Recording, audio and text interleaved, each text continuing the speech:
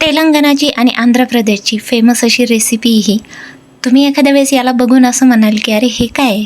काहीच नाही आहे याच्यात. ही भाजी आहे की सूप आहे की काही सार आहे?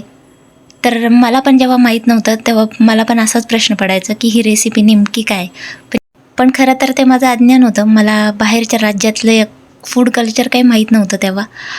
तर खूप अशी हेल्दी रेसिपी ही. याचं नाव आहे पच्ची पुलुसू. तर मिरच्या भाजून घ्यायच्या, नाही भाजल्या तरी चालतात, कच्च्या मिरच्या पण चालतात. खरं तर ही नो गॅस रेसिपी आहे. याच्यात गॅस वापरायची गरजच पडत नाही. कांदा उभा चिरा, आडवा चिरा, कसाही चिरा, बारीक चिरा. हे पुलुसू भातासोबत खातात, गरम गरम भातासोबत. आणि त्याच्या साईडला दोंडाकाय फ्राय, बेंडाकाय फ्राय, आलू fry, chicken fry, mutton fry असं असतं साईडला तोंडी लावायला.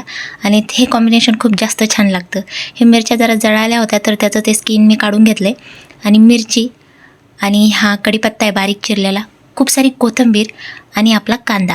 बस हे एकत्र मस्त हाताने कुस्करून घ्यायचं आहे. खूप छान फ्लेवर होतो आणि हातानेच मिक्स करा.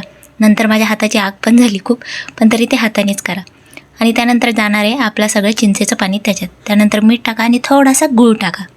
आणि इथेच झालं आहे आपलं पच्ची पुलुसू रेडी. खरं तर एवढीच रेसिपी आहे, पण काही जण याला वरतून तडका देतात म्हणून मी पण दिला आहे. हे ऑप्शनल आहे अगदीच. फक्त जिरे टाकायचे, लसूण यात जात नाही. आणि लाल मिरची आणि कढीपत्ता, थोडीशी चणा डाळ किंवा उडद डाळ, जी नेहमी साऊथच्या रेसिपीमध्ये असतेच असते तडक्यामध्ये. आणि हा तडका आपल्या पच्ची पुलुसूवर टाकायचा आहे. झालं आपलं पच्ची पुलुसू रेडी. आणि हे भातावर टाकून साईडला कुठलीही भाजी खाऊ शकतात तुम्ही फ्राय केलेली. आणि इकडं खूप अशी फेमस रेसिपी ही. जास्त करून तर उन्हाळ्यात खातात, आपल्या बॉडीला थंड ठेवते. आणि अजून असे बरेच फायदे आहेत त्याच्या आपल्या बॉडीसाठी. तर तुम्ही पण पच्ची पुलुसू एकदा नक्की ट्राय करा चिकन मटन फ्रायसोबत.